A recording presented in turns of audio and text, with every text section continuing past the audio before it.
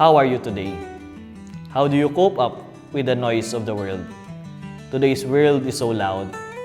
Everyone is speaking, but few are listening. Everyone is scrolling, but few are searching for what truly matters. But what truly matters? Blessed James Alberione believed that the only voice that never fades, never lies, and never confuses is the voice of Jesus in the Word and the presence of Jesus in the Eucharist. In the Word, Jesus speaks truth into your life, truth about who you are, why you exist, and what your life is meant for, that you are loved and chosen.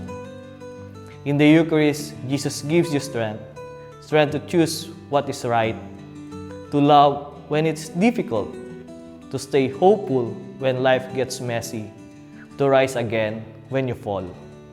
He wants you to have the courage to become fully of yourself. Together, the Word and the Eucharist, they keep your mind clear, keep your heart alive, keep your life on the right path. As Blessed James Alberione once said, Jesus speaks to you in the Word. Let Him strengthen you in the Eucharist.